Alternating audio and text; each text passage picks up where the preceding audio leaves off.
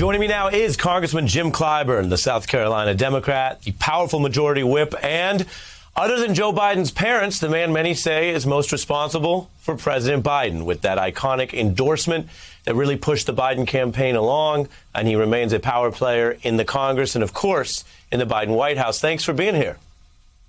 Thank you very much for having me.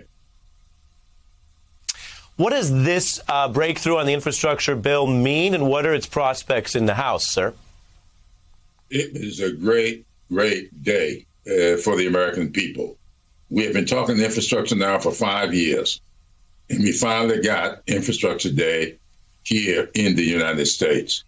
And I applaud the Senate for taking a significant step, but a first step. I call this the first leg on the three-legged stool, which cannot be balanced until we get the second leg that they began discussing today. And the third leg has got to be voting rights. So those three things, to me, will help to make August what it ought to be. And I'm hopeful that the Senate will not leave until all three legs of the stool are in place. Yeah, you mentioned voting rights. I mean, we're talking about the economic support for Americans during this tough time, and you're talking about the democracy, the civic life. These are issues that you have led on really your whole career. I think viewers who follow it know how important it is to you. And yet I would have to point out as a journalist, there might be some daylight here between you and this president that I know you're quite supportive and loyal of. We put this together for context. Let's take a look at this on the issue of the filibuster, which has become essential to getting some of these voting rights bills through the Senate. Take a look. Why not abolish it if it's a relic of the Jim Crow era?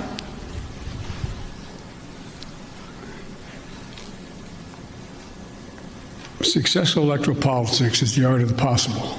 It's been used to fight against civil rights legislation historically. Why protect it? There's no reason to protect it other than you're going to throw the entire Congress into chaos and nothing will get done. We remind viewers you've been clear, which is to say at least an exception for voting rights, for this cherished right as we try to finally overcome voter suppression and racism in this country. But he recently doubling down on the different positions. So is he wrong? Can you and your colleagues move him? No, I don't think he's wrong. I just think that he applies it legislatively.